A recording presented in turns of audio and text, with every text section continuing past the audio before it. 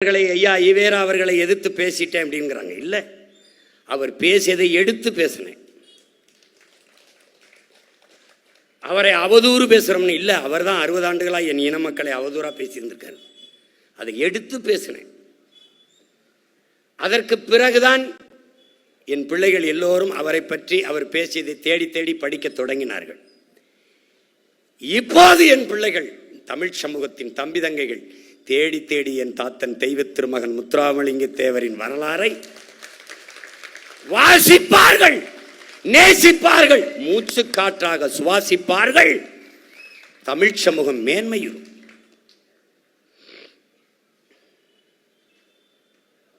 சொல்றாரு வள்ளலார் பெருமகன்,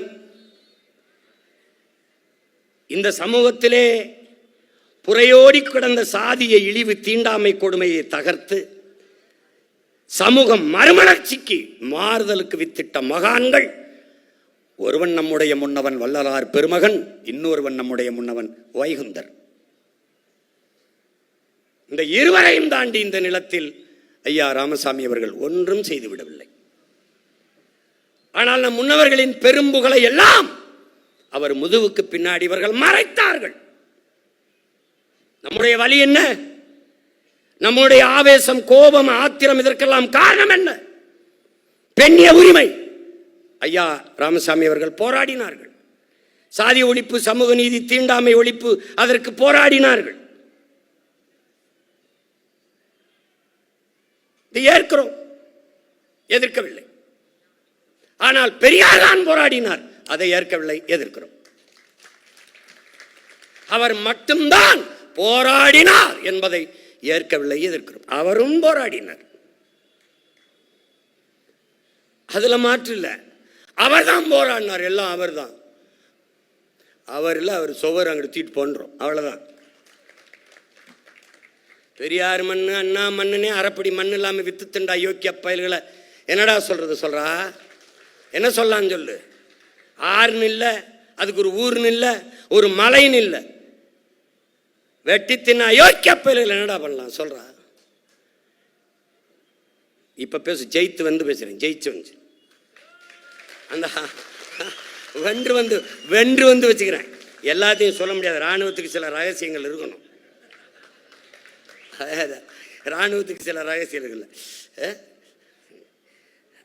அதாவது இங்க பாரு, கருணையில்லா ஆட்சி கடுகி ஒழிக. நீ நல்லா கவனிச்சுக்கணும். இந்த நாட்டில், இந்த இனத்தில், உலகத்தில் மிகப்பெரிய தத்துவம் என்ன சொல்றான்னா, என் அன்பு உடன் பிறந்தார்கள் தம்பி தங்கையில் கவனிச்சுக்கணும். எது ஒன்றையும் நேர்மறையாக சிந்தி, அந்த நேர்மறை சிந்தனை உனக்கு 2 மடங்கு ஆற்றலை பெருக்கி கொடுக்குங்கிறான். அது எப்படின்னு நேர்மறை சிந்தனை? திராவிடம் ஒழிக, அது வல்ல. தமிழ் தேசியம் வளர்க வெல்க, இதுதான். எதிரி தோற்க வேண்டும் அல்ல, அதுவல்ல உன் கோட்பாடு, அதுவல்ல உன் நோக்கம், அதுவல்ல உன் இலக்கு. நீ வெல்ல வேண்டும், அதுதான் உன் இலக்கு. அவன் சாக வேண்டும் அல்ல உன் வேண்டுதல், நீ வாழ வேண்டும், அதுதான் உன்னுடைய கோரிக்கை. இந்து ஒழிக அல்ல, தமிழ் வாழ்க, அதான் நம் கோரிக்கை. அடுத்தவன் அடுத்தவன் அடுத்தவன் மொழியை நானே அழிய வைக்கணும். என் மொழியை காக்கிற உரிமை, வாழ வைக்கிற உரிமை எனக்குண்டு. அடுத்தவன் மொழியை அழிக்கிற உரிமை எவருக்கும் இல்லை, அதிலும் மாண்புமிக்க தமிழனுக்கு அறவே இல்லை. இதுதான் 10 ரூபாய் உன்னுடைய பையில் இருந்து விழுந்து விட்டால் நீ வருந்தாதே. அந்த 10 ரூபாயை எடுத்த ஒருவன் மகிழ்வான் என்று மகிழ்ச்சியோடு போ. இதான் நேர்மறை சிந்தனை. அவன் கற்பிக்கிறது இதை தான் கற்பிக்கிறான். இதை அவன் பரம்பரை கருவாவதற்கு முன்பே இந்த மண்ணில் விதைத்த மகான்கள், நம்முடைய தாத்தன் தெய்வ திருமகனும் பெருமகனார் வள்ளலார் அவர்களும்.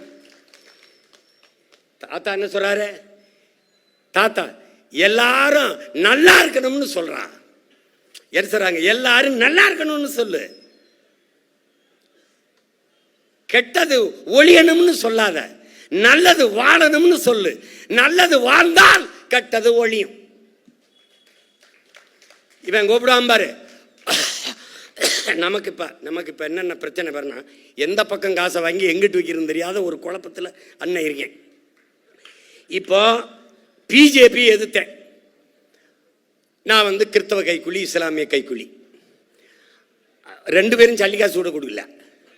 ஒத்த ஓட்டு கூட போடாத, ஒத்த ஓட்டு கூட போடாமல் மொத்த ஓட்டையும் திமுக போட்டு என் கையில் திருவோட கொடுத்தான். நான் தெருவோடு தீரேன். விளங்குதா? அது ஒரு கூலி. திமுகவை எதிர்த்தான். இந்த இயக்கம் தோற்றுவிக்கப்பட்டதை அவங்கள தொலைக்கத்தான். உனக்கு புரியுதுன்னு நினைக்கிறேன். அப்போ அவன் என்ன பண்ணா, திமுகவை எதிர்க்கும் போது RSS, பிஜேபி கைக்கூலி, பி டீம் கூலி வாங்கி வாங்கி இந்த கை வந்துருச்சுடா. இவன் கூலி, இவனும் கொடுக்கல. இப்போ விஜய் அவர்களை எதிர்க்கல. எதிர்க்கிறதுனா என்னன்னே தெரியல அவங்களுக்கு. நாங்கள் சில கேள்விகளை முன் வச்சோம். அம்பிடுத்தான் தட்சாலி வரானார். சில கேள்விகளை முன் வச்சான். அதுக்கு பதில் திறந்தா சொல்லணும், என்ன போகணும். எங்களை விமர்சிக்கிற, எங்களை எதிர்க்கிறீ, அவ்வளோ பெரிய ஆள் கிடையாது. ஒன்று, நான் பகிரங்கமாக என் தாத்தன் மேலே சத்தியமிட்டு சொல்கிறேன், என்னை எதிர்ப்பவன் எல்லாம் என் எதிரி கிடையாது. நான் யாரை எதிர்க்கிறனோ அவன்தான் என் எதிரி. எனக்கு நண்பனா இருக்க உனக்கு ஒரு தகுதியும் தேவையில்லை. ஆனால் எதிரியாக இருக்க உனக்கு நிறைய தகுதிகளை வளர்த்துக்கிட்டு வரணும்.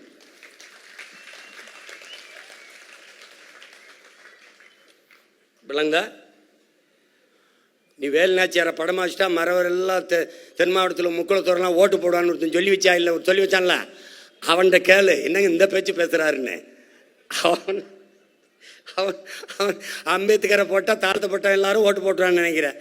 அவனுக்கு அப்போ எங்கே இருக்கான் என் பாட்டேன் அயோத்திதாசனும் ரெட்டமலையும் MC ராஜாவும். அவன் ரத்தத்தில் நான் இருக்கேன்.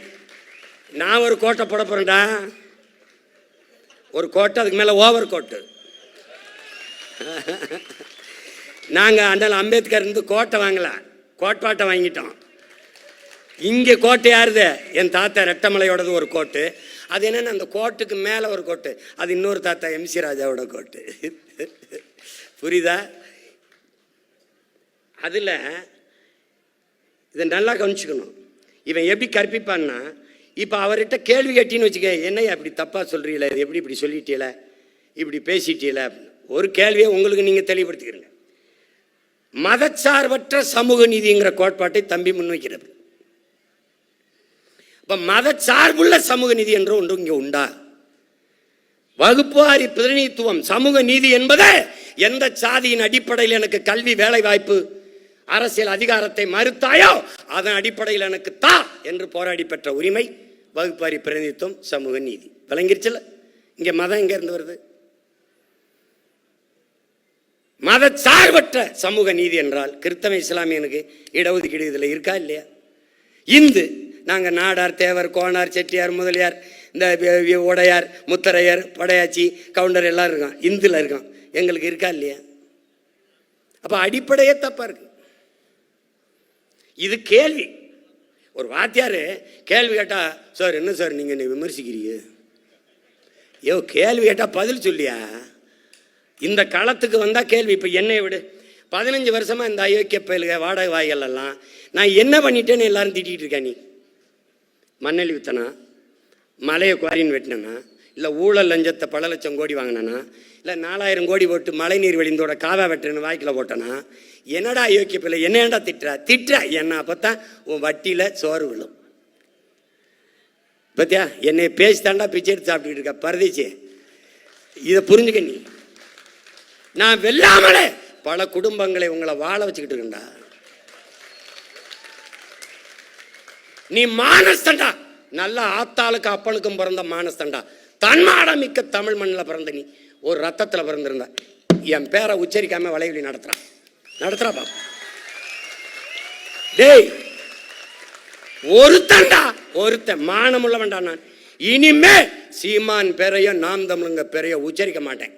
அதில் இருந்து வர்ற ஒத்த பைசா எனக்கு வேணாம். என் நெத்தியில் செத்து போனா கூட வைக்கக்கூடாதா ஒத்த போட்டு சொல்கிறான். நல்ல ஆத்தாளுக்கு பிறந்தவன் பிச்சைக்கார பயலை. அவர் ஏன் மஞ்ச பனியம் போட்டாப்ல, அவர் ஏன் கருப்பு இது போட்டாப்ல, இன்னைக்கு எங்க காலையில் அவர் இடியப்பம் சாப்பிட்டாப்ல. டேய் என்னங்க அவர் போகிற போது அவர் பாட்டுக்கு இப்படி கை காட்டிட்டு போகிறாப்புல. டேய் நானே ஒரு டைரக்டடா, எனக்கேண்டா 20 பேருக்கு வந்து டைரக்ஷன் பண்ணுறீங்க? இந்த உலகத்திலே என்னை ஒருத்தன் இயக்க முடியும்னா ஒரே ஒருத்தன் தாண்டா, அது என் உயிர் தலைவன் மட்டும்தான்டா. அவனுடைய தத்துவம் மட்டும்தான் என்னை வழிநடத்தும். பல்லாயிரக்கணக்கான ஆண்டுகள் வாழ்ந்த எமது முன்னவர்கள் கனவுதான் என்னை வழிநடத்தும். என் கால்கள் வழிநடத்தி நடக்கிற மகன் அல்ல, என் கனவு வழிநடத்தி நடக்கிற மகன் நான். அதனால்தான் அடுத்தவன் கால்களை நம்பி என் பயணம் இருக்கக்கூடாது என்று உறுதியாக இருக்கிறேன். நான் திருப்பத்தூர் போவோம் என்றால் அவன் திருப்பதி போய் விடுவான். அதனால்தான் என் பயணம் என் கால்களை நம்பி. அதனால்தான் என் பிள்ளைகளிடத்தில் சொல்கிறேன், உங்கள் கால்களை உறுதியாக்குங்கள். ஏன்? நமக்கு இலக்கை குறித்தாய்விட்டது, பயணம் தொடங்கி ஆகிவிட்டது, தூரம் சற்று அதிகமாக இருக்கிறது. கால்களை உறுதி செய்யுங்கள் என்று சொல்வதற்கு காரணம் அதுதான். இவரை எதிர்த்துட்டா திமுக கைக்கூலி, திமுக பி டீம், திமுக காசு கொடுக்குது. இந்த அயோக்கிய பயில்களை எவனாவது உண்மையிலே நேரம் இருந்தால் இவன் வேண்டாம் பேசி எனக்கு காசு வாங்கி கொடு. அதில் அலுவலகத்தில் 2 சிஸ்டம் வாங்கி போட காசு இல்லாமல் கஷ்டப்பட்டுக்கிட்டு இருக்கேன். இவானி பிக்காலி ஏண்டா என்னை எதிர்க்கிற நீங்களாம் எவன்டா போயிட்டு வாங்கிட்டு பேசிட்டு இருக்கிறிய? டேய் எவன்டா காசு வாங்கிட்டு போயிட்டு இருக்க பைத்தியக்காரப்பல? கேட்குற கேள்விக்கு பதில் சொல்ற. நான் கேள்வி எழுப்புகிற கேள்வியில் நானும் என் பிள்ளைகளும் முன்வைக்கிற தர்க்கத்தில் கேள்விகளில் நியாயம் இருக்கல, அதை மட்டும் சொல்லு, அதை மட்டும் சொல்லு. செத்து போன குடும்பத்தெல்லாம் பணம் இருக்குவா, அப்போ தேர்தலை எல்லாம் ஓட்டு போட்டு இங்கே வை இங்கே வந்து போட்டுன்னு சொல்வியா? என்னது இது? என்னது இது? பண்ணையார் கூட பஞ்சாயத்துக்கு வருவார். பனையூர் பஞ்சாயத்து என் வீட்டில் தான், ஆலமரத்துக்கே வரமாட்டேன்,